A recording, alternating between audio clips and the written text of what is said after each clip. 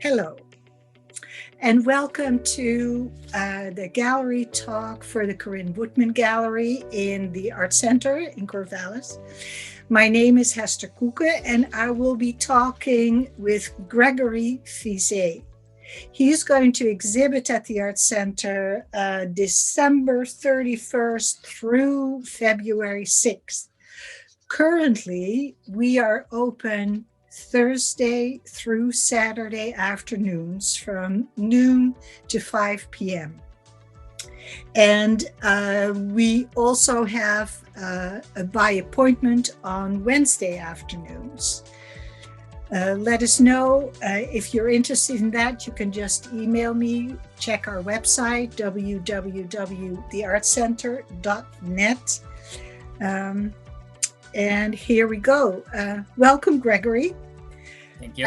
As we talked briefly before we started this, I've never met you in person. And that is kind of unusual. The Corrine Woodman Gallery being mostly dedicated to local artists. So tell us a little bit about your background and how you've come to be an artist in Corvallis. Well, it's kind of a long story, but basically, I was born in Geneva, in Switzerland, some years ago. I mean, in 1967, to tell you my age. And around 15, 16 years ago, I met my wife, which is from California. And from there, I decided to move to United States. And so for many years, we lived in San Diego until 3 years ago, where we decided, to leave that state and to move north. And she had a good opportunity to work in Corvallis. So we decided to do that next step. So that's why I ended, being in Corvallis. Mm-hmm. And now for about 10, 11 years, I've been only doing paintings.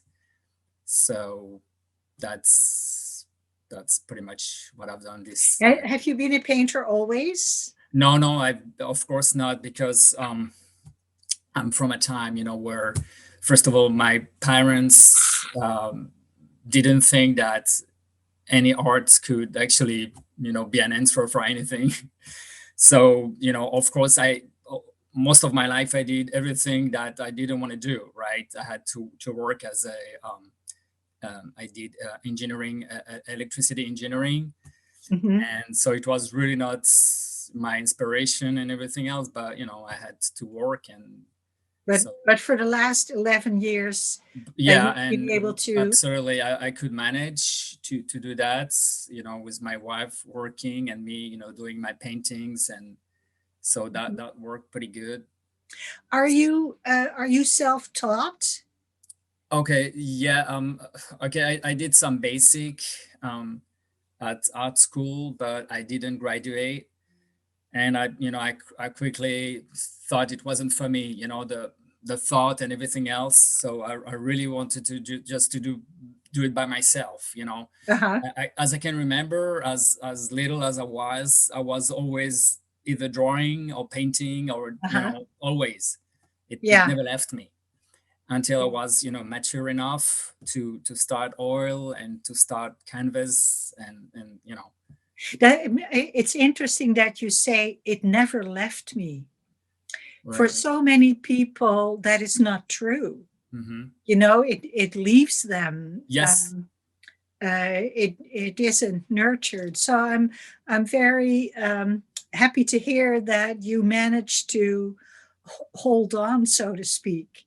Oh yeah, I know, because I just feel like it's my way. It's I need this expression. It's I feel a little bit aside of not, I don't want to be too deep, but how society is built and work. It's I don't find my place in that, right? If you want to speak about capitalism and the world. So Yeah. I just saw that doing my art painting, I feel like I'm into the world, but not like, just feeding the world for feeding it. We could have a really interesting discussion of how people see appreciation and labor and jobs and work. That will take us off topic a little bit. Oh yeah, absolutely. I know that. I just wanted to. It's kind of Yeah, a little bit no, of I my totally get personality, it. so I don't. I thought it was, you know, Yeah, I I could totally say it, get but it. of course, it has nothing to do with our. It does, but and it's good that you show that there is that opportunity. If one would want, there sometimes is a way to do it. Mhm. And you said you were mature enough to do acrylic and oil.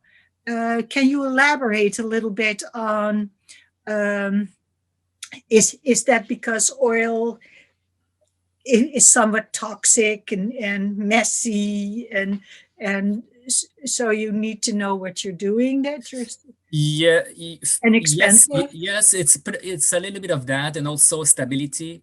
You know, I traveled when I was younger. You know, in Switzerland, you have to do you have to serve in the army as a boy. So after the army, you know, I needed to travel around the world a little bit, and so I was working a little bit, then I was traveling. So it's not, you know, as young, you know, we're not that Mhm. stable. So Yeah. and suddenly, you know, at age maybe 26, 27, I started to be more stable, like living in Geneva and working there. And I said, you know, now I can actually think about painting, Yeah. and so it was more about stability and a place to be. And, you know, it's more like that. It's more to be anchored. No, how do you say, like to be in a place and Yeah. you know, Yeah. All that comes, especially oil painting, yes. is not the easiest travel companion. It's different, and also it's hard, you know, to deal with oil painting. It's Tell you, us a little bit about that. you need. Why did you choose oil? Because there is a whole slew of options. Yeah, well, it's just a mean. I think it's a natural mean, you know, when you want to be a painter. I think you have to go through that process. I love the process of the oil painting, but I have to say that for what I'm doing right now, it's not very compatible, because, you know, you have chemical reaction like dry on fat, and you know how the paint can crack and everything. And I like to paint to overlay, you know, to paint over layers and things, and you know the quick drying doesn't always appear, so it's kind of difficult. So it's true that I can find acrylic more, you know, Mhm. suitable for my work right now. But the oil painting is just fantastic for the color and for the mixture and for the matter. That's Mhm. fantastic. Yeah. On that drying, there is an urban legend that some of the paint that Van Gogh for some of Yes, of you, course, yes.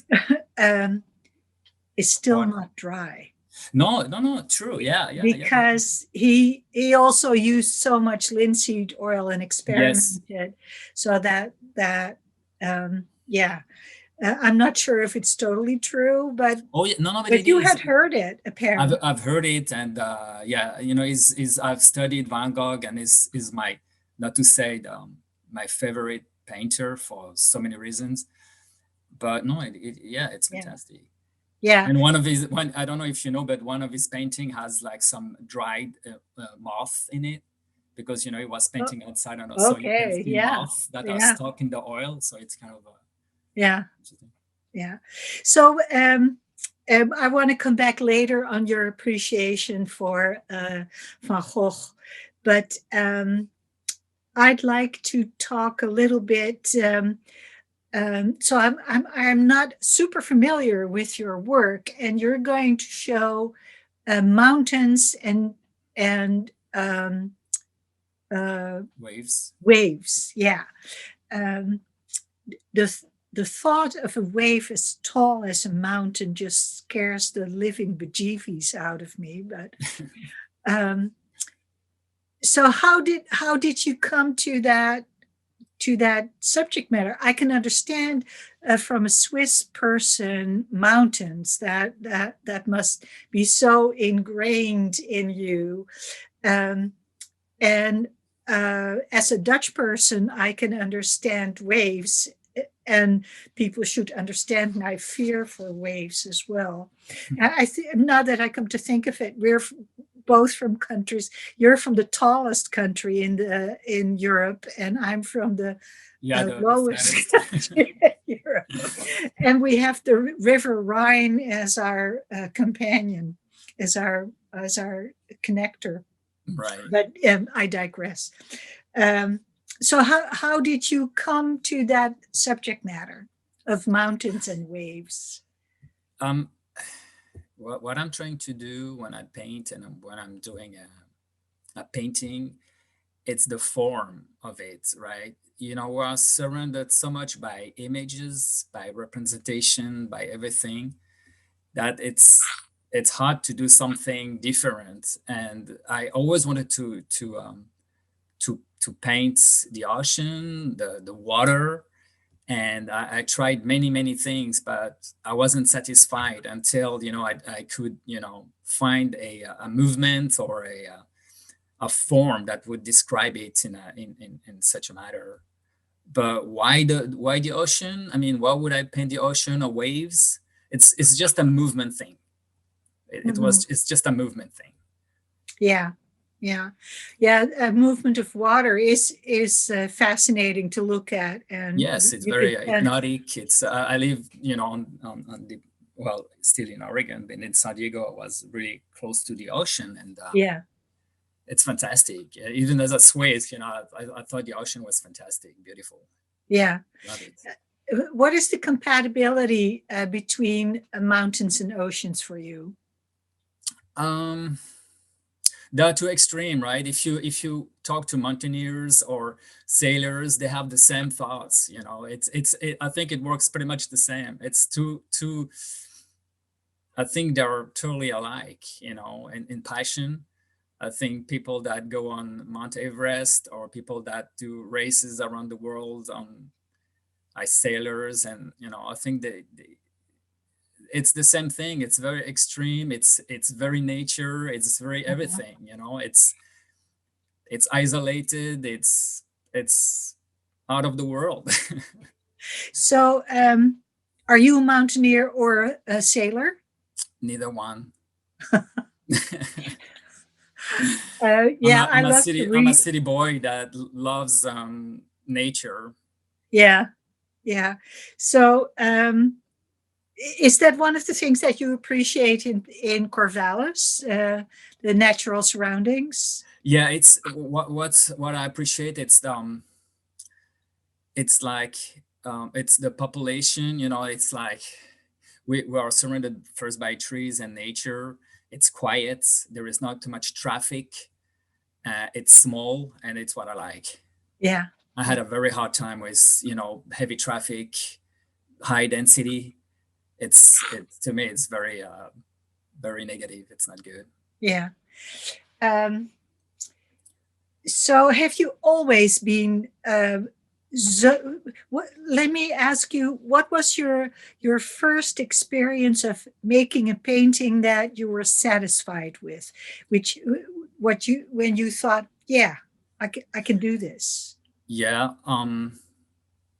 Well, so it's a long process. You when I was at school, like like around what age, like 12, 13, when we had art classes and thing, I could express myself, and I could paint, I could draw, and people around were like, they liked what I was doing, right? So that was my first actually real experience of doing something that people would like it, right? Yeah, And then when I decided really to paint and to do something for real, I was of course influenced by great artists. So I was looking for color, for movements, for things like that. And quickly I started to be very happy with what I was doing. But of course I threw away a lot of work because you're never satisfied, really, right? It's hard to Yeah, be yeah, satisfied with what you do. yeah. I think they one of the now retired professors of OSU, Clint Brown, would say at first it is a piece of art, and after a while it becomes a storage problem. Yes. Oh, yeah. That's also something for me very heavy. Yes. Yes. Yeah, yeah. And so at a certain point, you have to say goodbye to Yeah. things. Um, you mentioned that it was satisfying for you that other people liked what you were doing as a young boy or young man. How important is it that people see your work for you? Oh, how can I say? And what It's would you like to have them see in it? Well, yeah. Well, it's hard to describe. Of course, it's always if your family or friend says it's what you do is good, it's one thing, but it's a totally different story when people decide to go to a museum or to an to an exposition, and so they go there willingly, and they come and look at your work, and they may like or not, but it's to me that's a great satisfaction that people would do that to look what I'm doing. That's for me the Yeah, great benefit of it. And of course, when you do art, you do it for yourself because it's a way of living, and it's how you feel, the environment and your way of life, and your sensation of of everything. But also you do it for the others, I believe. you know this is what I can do, and how does it make you feel? And right. so Right. yes, it's It is. important, but it's not like, oh my God, it's not my only aim here, right? It's You would be working even if you wouldn't have an opportunity to exhibit. Yeah. Hmm. But anyway, I didn't exhibit for a very long time, and I was just happy with my painting on the wall. And sometimes I say, well, what would you think? You should maybe show what you do, or try to make a living out of it. Yeah, it's a scary step. It is. But when I was in Geneva, I was really looking for galleries and stuff, and it was very, very hard. It's very tough. What the reaction you can get from hard dealer, it's very rough. It's either Yeah, you're too young, or either you're not famous, or you're not dead yet. Some people like show you art only if you're dead. So it's a very difficult thing. So yeah, I was kind of discouraged when I was like around my 30s. yeah, So yeah. it was kind of So, discouraging. so let's switch gears a little bit and tell Yes. us um, a little bit about your process. So I know, and you've told us that you're working in oil, but I know you're also working in acrylic. Mhm. And do you do any watercolor or drawing? Tell us a little bit about your Yeah, process. I do all sorts of things. I like to use what we call it's a Swiss Caran d'Ache. It's neocolor. How do you say it? It's like Colored pencil? crayons. It's like they're made of Oh, it's water soluble. yeah, some are, some aren't, but those that you can draw, and then you can add water. So yes, so you have this kind of process. You have pencils, or you have oil and acrylic. And so basically now I just finished an acrylic painting right now, and I really like that because it really suits what I'm doing right now. Mhm. If I was, when I do oil, it's harder, so that it's different. Right. So uh, so your work is fairly abstracted. Yeah. Would I? You can see what it is, but it is Mhm. not naturalistic or No, hyper. no, no, right, absolutely, yes, Yeah. yes, So you in can. that sense, I mean, it's abstracted.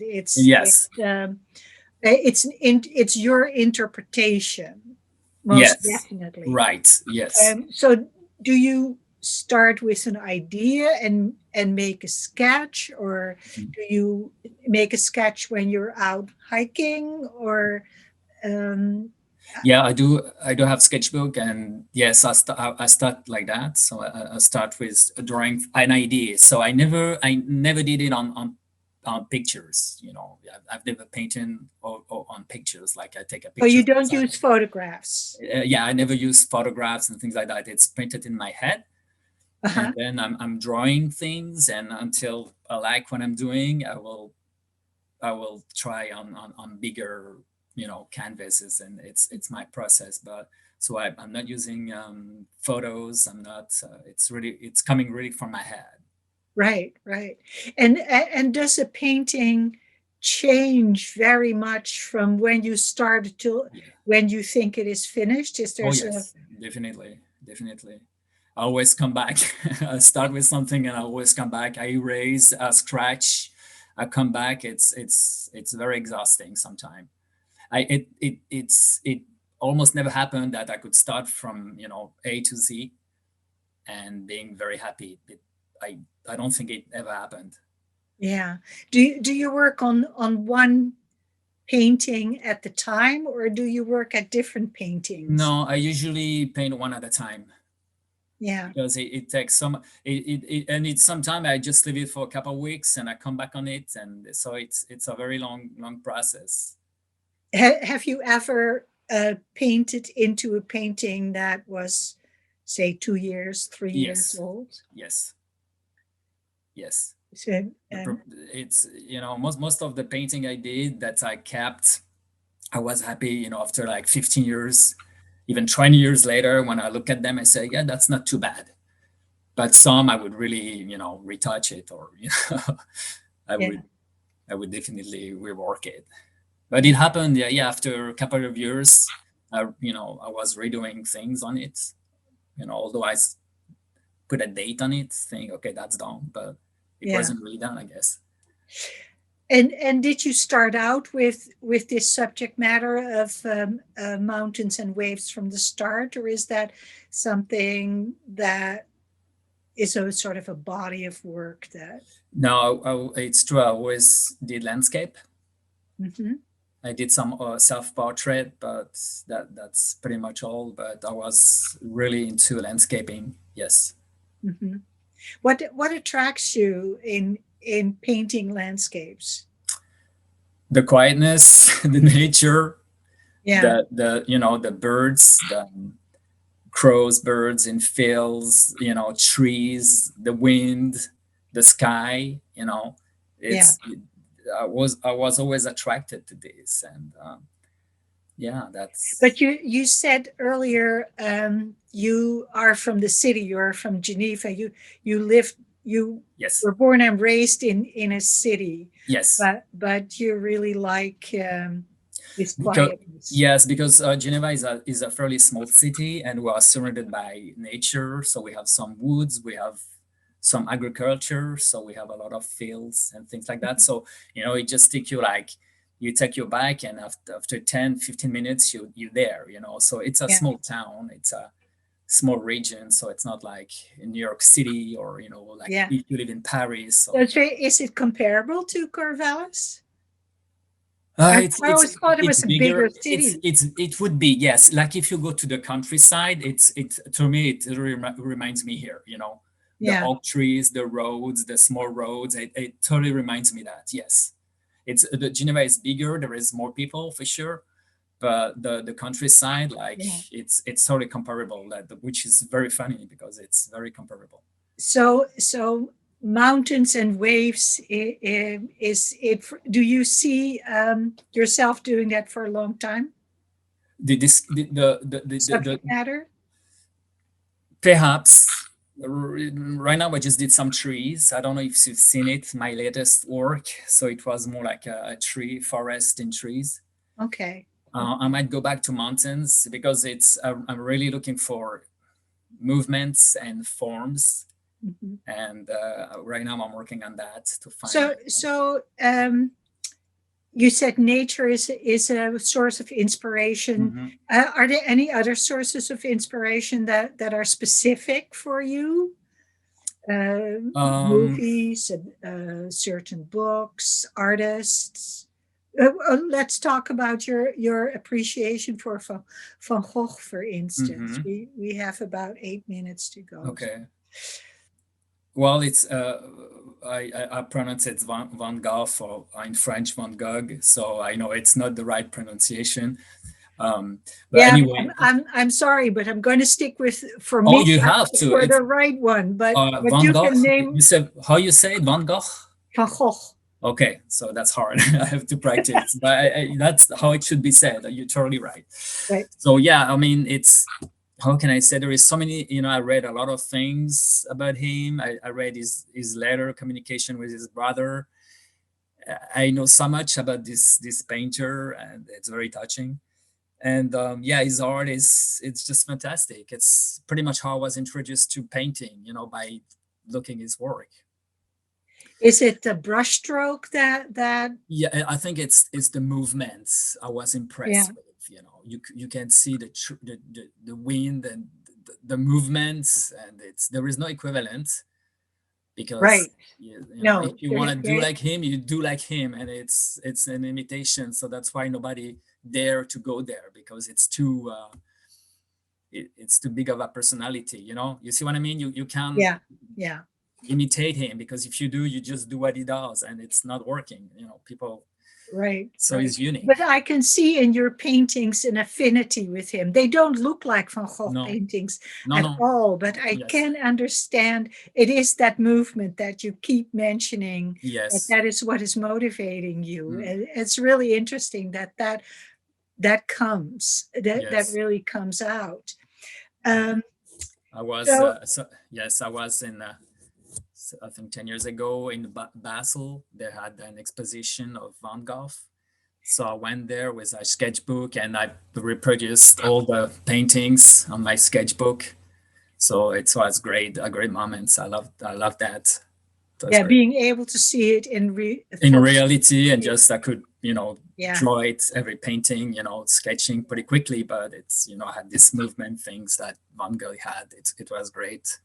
Yeah. Fantastic. Yeah.